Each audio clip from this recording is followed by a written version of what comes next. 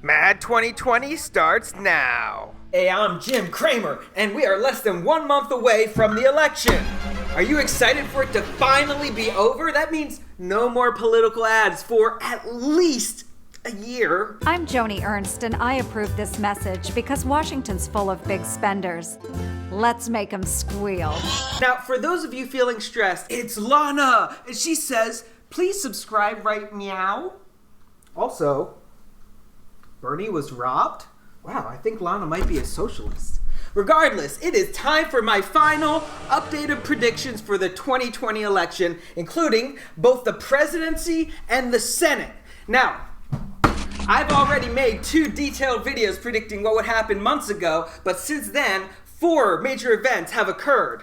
First, legendary Supreme Court Justice Ruth Bader Ginsburg has passed away. Now, this could remind Republicans why they supported Donald Trump, but it could also motivate Biden's liberal base to get out the vote. Second, some of Trump's tax returns were released in a bombshell New York Times report showing that Trump has been paying less in taxes than most middle-class Americans. Now, this was clearly released at the perfect time, right before the debate, to hurt Trump, but it remains to be seen how much of a difference it will actually make.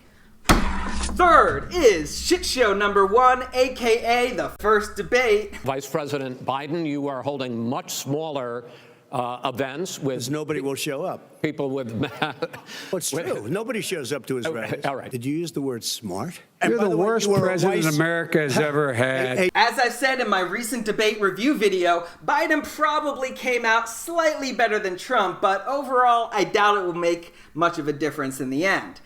And then finally, right after the debate, or perhaps before, Trump contracted coronavirus. Now, it's difficult to say how much this will actually impact the race, but I actually created a video back in May about how getting COVID could help Trump. But as of now, it's more likely to hurt him, as it puts the entire campaign into chaos at the worst time.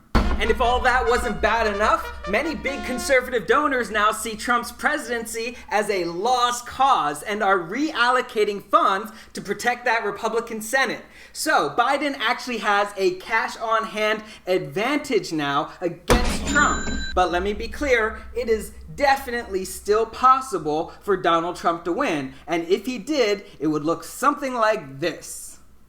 But his voting has already begun, and Trump's campaign has been crippled by the virus he's failed to control. The question at this point is less likely about who will win, but instead more about the margin of victory. Remember that to win in the Electoral College, a candidate needs to hit 270 delegates. So if you look at the map and add in states with a likelihood of 90% or more, Biden is essentially guaranteed 212 delegates from the start.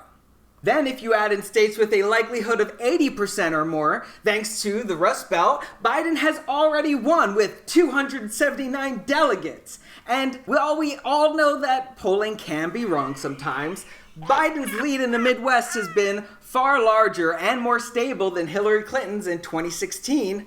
In the end, whoever wins Pennsylvania will win the presidency. And Trump knows this, by the way, which is why he keeps specifically calling out Philadelphia over unproven allegations of electoral fraud. In Philadelphia, they went in to watch. They're called poll watchers, a very safe, very nice thing. They were thrown out. They weren't allowed to watch. You know why? Because bad things happen in Philadelphia, bad things. So at this point, Trump's best case scenario is winning all of the remaining states, which could happen, but I'm expecting Biden will probably win Arizona and North Carolina, propelled by the Senate races in those states, in addition to demographic shifts. Of the states remaining, all of them are controlled by Republicans, which makes them particularly vulnerable to cheating and voter suppression. It's hard to gauge the potential for this to change the election, though. So I'm going to lean on the safe side, and I'm going to give Trump 2 extra points for each state, thus giving Trump the edge in Texas, Georgia, and Iowa. That leaves us with only 2 states left Florida, and Ohio. Now, I've gone back and forth on these a million times. 538 gives Biden a slight edge in both, but I'm going to lean on the safe side and give Ohio to Trump, but Florida to Biden, making this my final 2020 election prediction. Biden 334 to Trump 204. Next, let's see how the presidential election affects that Senate map. One of the most important factors to look at in these statewide races is whether a Senate candidate is polling above or below the top of the ticket. For example, former astronaut and Democratic Senate candidate Mark Kelly is polling well above Biden in Arizona. So if Biden wins or barely loses Arizona, you can be sure that Kelly will come out ahead. But before we get to Arizona, let's once again start off with the Senate races that are pretty much guaranteed, with a likelihood of 90% or more, leaving us with roughly 14 races. Next, let's include the states with a likelihood of 75% or above. Now, these races could go a different way, but it's extremely unlikely. In Alabama, Democratic incumbent Doug Jones is a decent candidate who is polling way above Joe Biden, but since Trump will easily win Alabama, that gives Republican opponent Tommy Tuberville a huge edge. Now, same reasoning in Kansas, where Democrat and Dr. Barbara Boyer has recently seen an uptick in support against Republican Roger Marshall, but it still probably won't be enough to beat Trump's edge at the top of the ticket. In Texas, even if Biden had a chance of winning there, Republican incumbent John Cornyn is polling way ahead of Trump, and he has an insane cash advantage over Democrat MJ Hager. And then lastly, in Colorado, while Republican incumbent Cory Gardner is polling above Trump, it probably won't be enough to save him from a loss against his Democratic opponent, John Hickenlooper. So, what we have left are 9 races that could still go either way. In Alaska, Republican incumbent Dan Sullivan is suddenly in a tight race with Democrat and Dr. Al Gross. I expect Alaska to stay red, but Republicans are playing catch-up in a state they weren't even expecting to be in contention.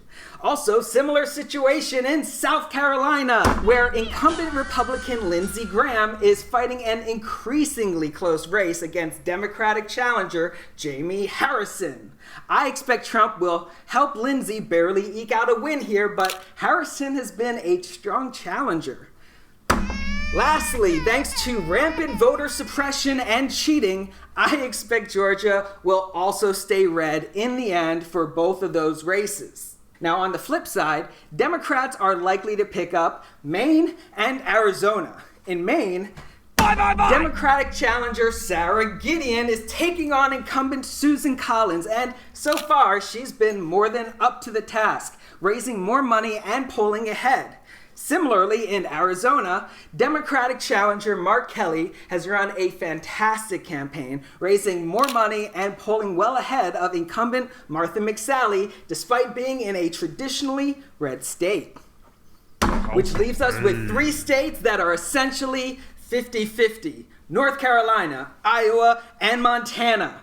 First up, North Carolina Senate race has recently been shaken up from both sides. Incumbent Tom Tillis just tested positive for COVID, meaning he won't be able to campaign for a while. Additionally, it just came out that his opponent, Democrat Cal Cunningham, has been sexting a California strategist who isn't his wife. Nevertheless, I'm going to give Democrats the edge on this one, but by a very thin margin.